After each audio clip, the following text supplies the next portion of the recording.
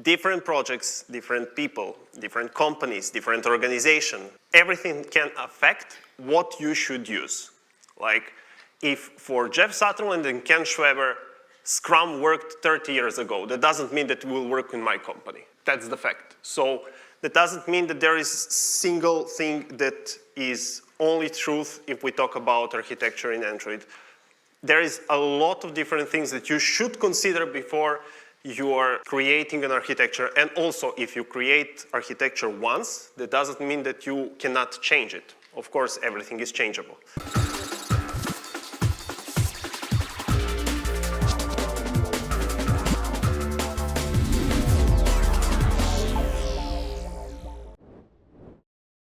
So yeah, in 2016, my previous company got a new client, and that client is called Used Cars, which means that the application is trying to provide some solution to buy and sell new or used cars.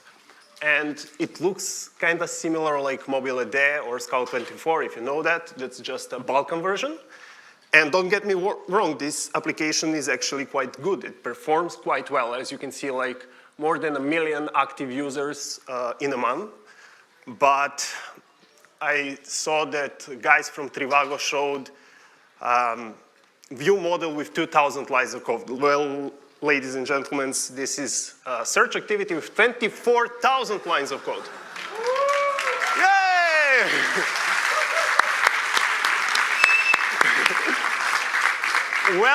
Well done, developers who built this application from scratch in 2011. So can I really blame those guys who started working on this application in 2011? Well, if you take a look at this slide, this is official Google documentation how to use YouTube API and SDK, and it's live now. And as you can see, this is main activity, and it shows how to create an HTTP request inside main activity, inside async task. And somebody will say, okay, SDK for YouTube is deprecated, nobody is updating the library, okay. This is Google Pay. And the same thing, like we can see that they're using data layer or things that should be in data layer inside main activity. And why is that? So I have a colleague who is Flutter developer, and he told me that he has a really big problem with Stack Overflow answers for Flutter and Dart. Because in 2018-19, when Flutter became popular, I think, like 2020 as well, a lot of people that worked as Flutter developers were juniors. So answers on Stack Overflow will give you the solution for your problem, but architecture will be a mess. Like everything will be inside widget. If you work with Flutter, you know what I'm talking about. I think the same thing happened here with Android. Like in 2010, 11, 12, not a lot of people were aware how to organize the code. So therefore, we had 24,000 lines of code inside activity. So what happened next is that community tried to give some solution for that. So somebody tried MVC. I will not explain MVC right now. It doesn't work because for Android applications, you need to have view and controller stick to the activity. Therefore, you don't have proper testing and so far, so on. But somebody came to the idea to use MVP or model view presenter, which was quite interesting solution because you can split the layers, then you can easily test everything that you're writing, and so on. So view will communicate with presenter or provide user action, then presenter will talk with model and update model. Model will return changed values, and then presenter will update UI through interface that is implemented and so on. So this was good solution for 2014 till 2017, until Google announced their solution or their recommendation how to organize code. More on that topic will Wolfram explain. Okay, as Peter mentioned, in 2017, Google came up with a recommendation for how to structure your app, how to actually architecture in your app. And before that, they always said, well, we don't care. We provide basic things like activities, fragments, services, whatever. And how you structure your code, that's up to you. And well, as Peter has already mentioned, the community was way ahead, in my opinion, of Google back then. And this changed then in 2017 when Google introduced the architecture components at Google I/O. And together with the architecture components, it also introduced an architecture guidance. So this is the picture that was taken from the Google page back then. On the same page nowadays is different content, but this is back then. I had to go back into some trainings materials from mine to actually find this there. And they deviated from what the community did, because mostly in the community it was Model View Presenter, as you've just heard. And they came up with, they proposed to use Model View View Model. And the difference is that in Presenter, you still have a reference to the view to do this thing like update UI. So say you are loading some products from a website, from a REST API, and then when the thing is there, then you say show products, for example, on the view, and the view is an interface, but this is actually implemented by the activity or fragment. So the presenter holds a reference to the activity or to the fragment, and with Model View View Model, you don't have that. Instead, the view model is mostly responsible for holding state. Well, mostly, as you've heard this morning, there are some other things so that your view model can grow in size, but the main responsibility, in my opinion, is to hold state and to react to events, as you've heard also this morning, and then communicate with the domain layer. As you notice, the domain layer is not part of this recommendation. It directly starts with a repository, and then the repository talks to some data sources. In this case, it's a remote data source that uses retrofit. It's not from Google. And a local data source that is using Room for the database. And this is coming from Google, obviously. The way that your view, your activity, your fragment, it was back then, no, compose back then, is using the data or the state is by subscribing to live data and then being notified whenever the live data changes, then the view knows that it has to update its things. The interesting thing here is repository. Yeah, can you click?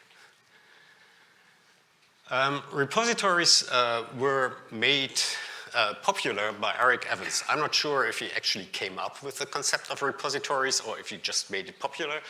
But in this book about domain-driven design, he said that repositories, well, should be used from within the domain layer, and they are a means to access certain objects of a specific domain type. Say you are in an order process and you want to get, again, some products, then you have asked the product repository for the list of products or for the details to a certain product or something like that. That's what repositories are originally meant for. And with the previous slide, there is at least the danger that repositories are used just as an abstraction for any data source down there. And then you might end up with a Bluetooth repository or a repository for legacy backend, whatever. And that's not what originally was intended with repositories. I think Google didn't intend it to use something like Bluetooth repositories, but that is what we have seen in the wild, and I think it might be related to this using repositories without a domain model. So now that was 2017, what you've just seen. This is a recommendation nowadays. It's just one slide out of many pages and many graphs that Google nowadays offers on the Android documentation. And as you can see, now the domain layer is actually there, and they dedicate some pages to the domain layer. But in Google's opinion, it's still optional. You might still go from the UI layer, from the view model, for example, directly to the repository. And on one page, they mentioned it's more like a checklist when to use which component of architecture components and when to follow which guideline. They said use a domain layer when your app is large. When is an app large? I think that's really vague and not really helpful in my opinion. So to err on the safe side, use a domain layer, let's say more or less every time. Okay, next one. Okay, the Google guidelines are from 2017 and they evolved over time and nowadays are pretty good. But when they introduced them in 2017, they were still, in my opinion, behind the Android community. So, okay, they replaced Model View Presenter with Model View View Model, and that was actually a fine step, I would say, nowadays. But what they didn't pick up is all the discussions that the community already had about clean architecture, or at least not sufficiently, in my opinion.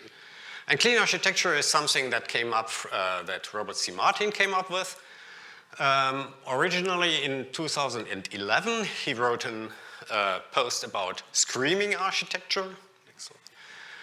And the name comes from that most often when someone looks at your code base, it screams some kind of framework that you're using and not the actual thing that you're doing, like, for example, an ordering app or, yeah, well, a car selling app.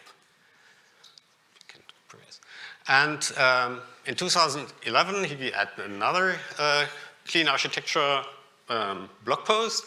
And 2012, he finally added this one, which made his intentions more clear to everyone. And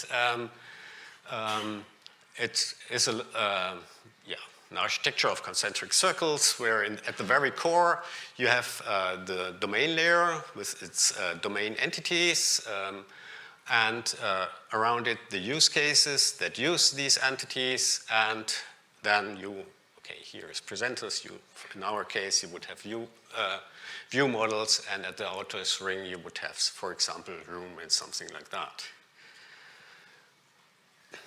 So yeah, just a quick reminder because it's after lunch. So we started with God classes, then we had MVC, MVP, then we had MVVM, and then we have this.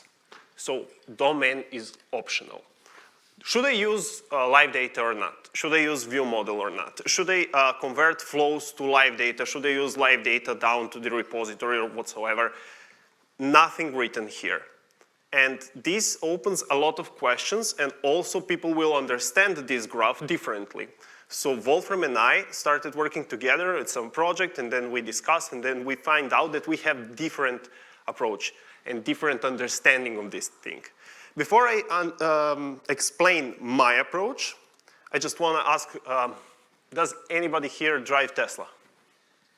Me neither. Oh, here's one, yeah. So how many gears engine in Tesla has?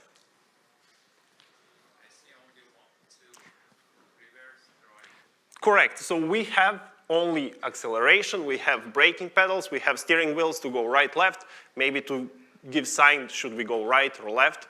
If you drive BMW, then you don't do this. But either way, this is what driver or user of the car see, and this is how engine looks like. So actually it has 2 gears. Most of automatic cars has 7 or 6 gears, but this has 2. Does really user or driver needs to know if engine has 2, 3, 4 gears? Of course not. Why? because it's really big difference between user value and stuff that engineers will do in application. Therefore, I blame product owners for this. How many times happen that product owner create a user story where inside acceptance criteria he said, call this API? I mean, for me, like, I faced this a lot of times. So product owners tried to affect my architecture, my organization of code, everything, to force me to use some things. Therefore, they should focus on the user value, which is something that user can see. So when we see as a user, I want, you are describing what user can see and what user can do. If I see a user story that starts with as a product owner, I know that's not a good user story. Therefore, in my opinion, if we talk about features, something that is visible for the user, features should be restricted to the UI layer, which means that data layer and domain layer are horizontal layers, modules, which are visible to all features. So in my opinion, feature is not something that contains UI layer, data layer, and domain layer. No. For me, feature is just Jetpack Compose, fragment, activity, service, view model, and that's all. Everything else is down there. So feature can communicate with use cases if you have use cases, if you need use cases. Then use cases can communicate with repositories. Then repositories can communicate with different data sources like Bluetooth, network, data store, share preference, text, whatever. And as I already mentioned, activities, fragments, compose, view, models, those are features. And that's my opinion. Of course, we still have here other opinions, so Wolfram will explain his thoughts. Okay, I also care about the user, obviously, but I have a different approach, and in my approach, I think the app should really split up into different feature modules, and the feature modules then might contain everything that is related to a feature. So the UI, the view models, but also the use cases, the domain, and the data layer. And if one feature needs to access information from another feature, it then calls the feature API of this other feature to get the information, say, about a product or something like that. And one reason for that is that the domain might actually be different depending on which feature you're working on. So a product in a product detail page is very different from a product on an order page. On an order page, the product price must not change anymore because the user has already ordered, maybe has already paid for that, and just wants to see the delivery state of the order, that's something in the past. So the product and these features might be different. Also, I think that features might be structured differently. So in some cases, you actually don't need a use case and a domain layer. For example, for a settings screen, a use case most likely is overblown, and the same goes for all this legal stuff where you have to accept some privacy statements and stuff like that. There I also would skip a use case and domain. In theory, you might even differ here in how you structure your UI layer between the features. For example, in one feature team, so say one feature is developed by one team, is doing what the colleagues this morning described, and another team that doesn't have this much trouble or this much logic in it shows us to use a simpler model.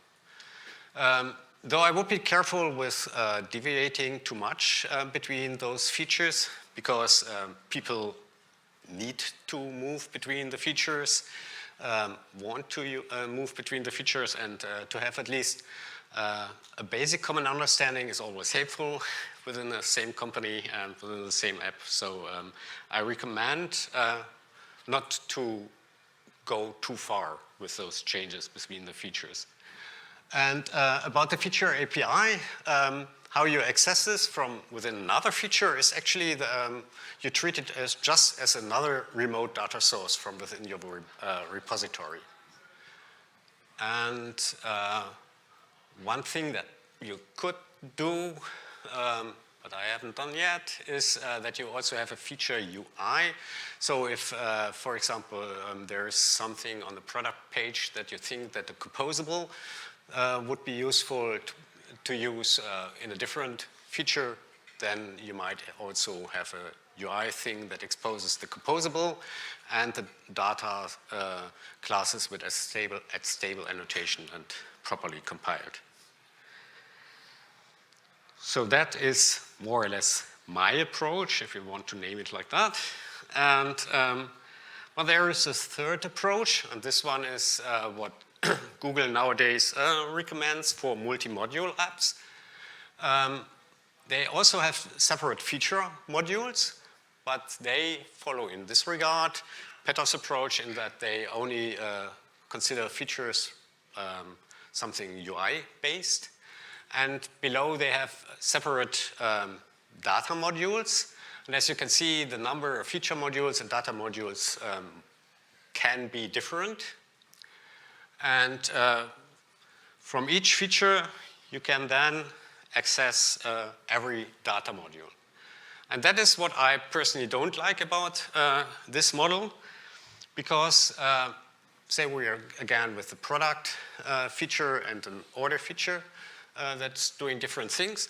So the product feature needs lots of things from the product repository, so from this product data module then. But the order process doesn't need most of this stuff. And in my opinion, shouldn't even be able to access this part, most of this stuff.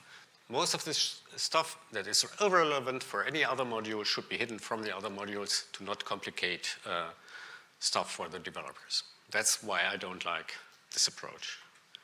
I think it's your turn. Okay, again. now we are coming to the most important part, and that's what to use. So different projects, different people, different companies, different organization, different company organization. Everything can affect what you should use. Like if for Jeff Sutherland and Ken Schweber, Scrum worked 30 years ago, that doesn't mean that it will work in my company. That's the fact. So that doesn't mean that there is a single thing that is only truth if we talk about architecture in Android. There is a lot of different things that you should consider before you are creating an architecture. And also, if you create architecture once, that doesn't mean that you cannot change it. Of course, everything is changeable. But if we talk about, for example, number of roles inside your application, let's say that your application have admin mode or users as an admins, that moderators, regular users, paid users, whatever. So that's this example when you have more roles. If you have up to 2 roles, that means that probably you can use both ways, both architectures, both suggestions is up to you. However, if you have more roles, that probably means that things that admin can do are not something that regular user can do. Or moderator have some features or benefits that other users doesn't have. Therefore, maybe it's better to use Wolfram approach and to split those kind of things so data layer is accessible only for features that are visible to admin, for example, or to moderator. If we talk about number of screens, we have some applications that have only few screens, 1 or 2. For example, some photo editing applications will have center screen when you have a photo and you can play with it, drag, drop, rotate, scale, whatever. But also you have applications that have so many different screens. What's the problem here? Here is the problem that you will probably need some things to be connected when you have only few screens. Therefore, maybe it's better that features can access data and domain layer at any time because probably those features will correlate. On the other hand, we have many screens where maybe, just maybe, it depends on a lot of other things, maybe Wolfram's approach is a little bit better. If we talk about number of people in a team, and that's really interesting thing for me, for example, I worked with companies where they have multiple different teams that are working on a product. Or we have one team which is maybe just Android team or cross-platform team or whatever. Or I also worked on some applications where me and my friend just tried to do something. And here the problem is knowledge sharing. Really big problem. And also, how many times happened that you built something, you wrote some code, and then you realize that this code already exists, that somebody from your team already tried to do something to create some new value or whatever. Therefore, if you have 1 to 2 persons, they will talk, they will share knowledge, everything will be fine. Therefore, they will probably use Wolfram approach as a preferable one. If we have a team of people, which is 3 to 9 people, in my experience, it can happen that you have somebody who will build the same thing that you are trying to build, and you don't know that. But if it's related to the data layer, you will easily find it if all things related to the data layer are at one place, not in multiple different features. So therefore, you will find it easily. If you have multiple teams, that depends. So for example, we work for the company where there is one big company who build UI. So we are using UI that it's built from one company. Therefore, the organization is horizontal. One company is working on the UI, one company is working on the data layer, and so on. In that case, that's a totally different case, for example, from Get Your Guide. I think that those guys have an organization by features. So they have team for this feature, team for the other feature, so on. So depending on the organization of your teams and company, then you will choose either one or the second architecture. And last thing from myself is contract duration. So also, I worked for the company that signed people for up to 6 months. Why? Because after 6 months, they will have, I need more money. So, okay, we will cancel your contract. We will try to find another one who will continue to work on things that you are doing. And therefore, you have really, really bad knowledge sharing. Therefore, there is really big possibility that you will duplicate some code. In that case, I think that my approach is a little bit better. However, if you have contracts that are up to a year, I think that it depends on other things that also can come to discussion. And if you have long-term project and long-term developers on that project, they will share knowledge, they will know how to communicate, they will know how to work. Therefore, they will not copy or use same code or write same code on 2 different places.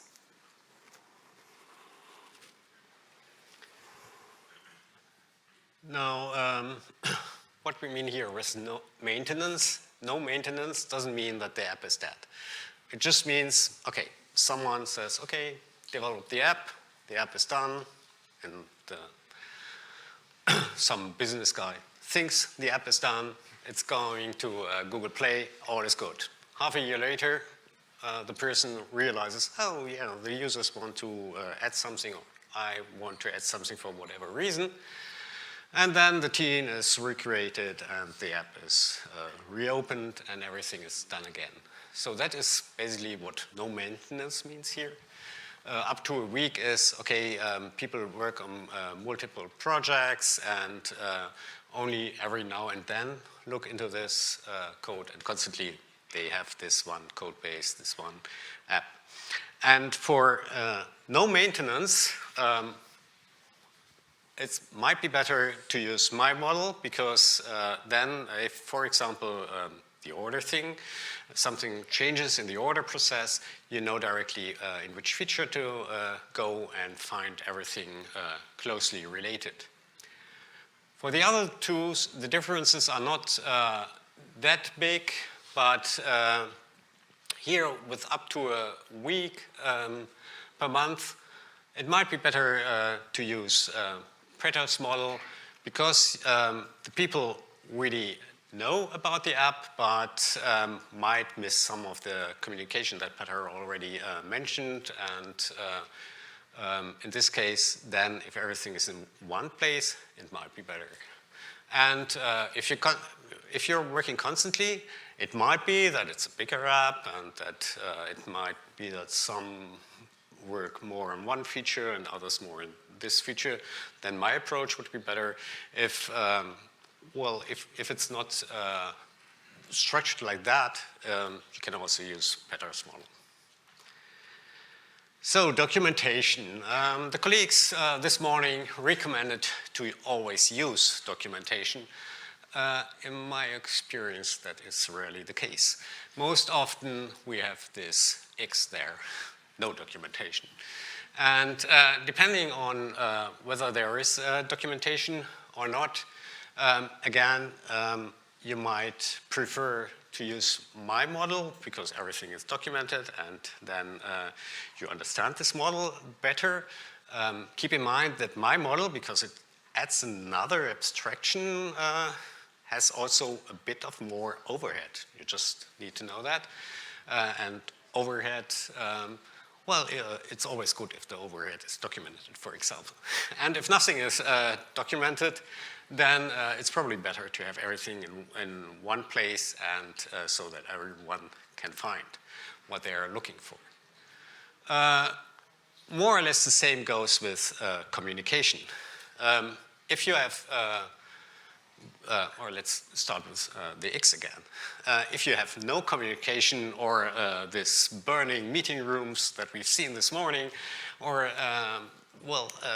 something like that, then it's better to use Peter's model, and because then you don't have this knowledge sharing that Peter already mentioned that is so crucial, in my opinion, for every app, but you don't always have that. And if you don't have that, then it's better if everything is in one place. But if you have this knowledge sharing and you have, say, some brown bag sessions to talk about different aspects of your app, then you can, in my opinion, work very well with my model.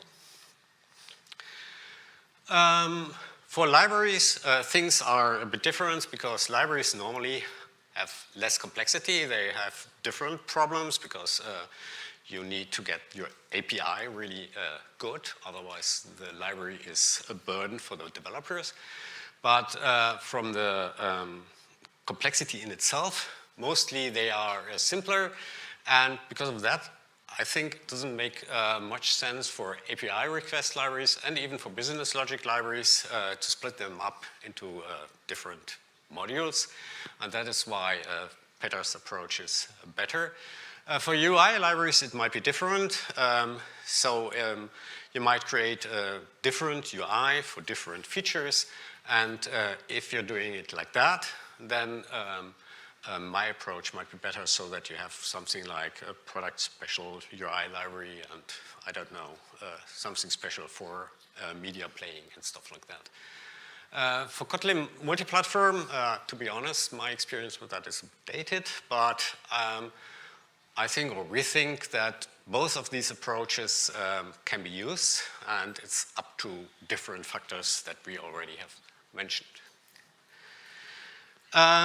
Business strategy.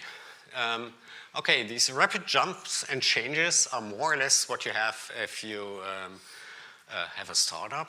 And the startup starts with an app and a certain business strategy and thinks, okay, that's going to work. It publishes its first working product, it's minimal viable product, and then it realizes, oh, the users are not really interested in that, what we thought would be most interesting for them. They just cared about certain aspects of the app. And then they do this rapid jump and have to find a new business model around these things that actually the user interests. And if you have these rapid jumps and changes, my model simply doesn't work, because then probably features are completely restructured, domain logic is completely remodeled and stuff like that. In this case, as a startup, use Petter's model, and if you then end up having a more or less stable app, you can still move to this other model, to my model, and work with that. And these rapid jumps and changes might also happen later on in the life cycle, actually. So I just recently learned that Polaroid is still existing. I'm not even sure if many of you know Polaroid at all. It was for these weird one-time pictures that you could create and shake and so on. So, okay, back then we didn't have apps to create Polaroid's photos, but they are still around, so somehow they must have changed the business model radically, because what they did initially is not working anymore at all. So it might be that established companies also have to do these rapid jumps and have to throw some of their apps away. That's not very often the case, but might be. And then it might be probably best to start anew with a Petter's model, and then later on, if you see your business model has evolved in a good direction, you can still move over to my model. So yeah, that's all that we have to say about the different strategies and so on. But this is always the case. Like every time, it depends. Like it depends on the organization, structure, code, programming language that you will use as well. Like it depends on a lot of different things. Nothing is written on a stone. So this is just a disclaimer from our side. I don't want a year later after this speak, somebody to approach me and say, hey, you told me to use this and now it doesn't work for us. Yeah, it depends. So we are here open for your questions, and we are really happy to give answers on it. If you have any questions for later, either find us here or just text us on email, LinkedIn, Twitter, or X. Yeah, that's all. Thank you, guys. Of course, there are questions for you.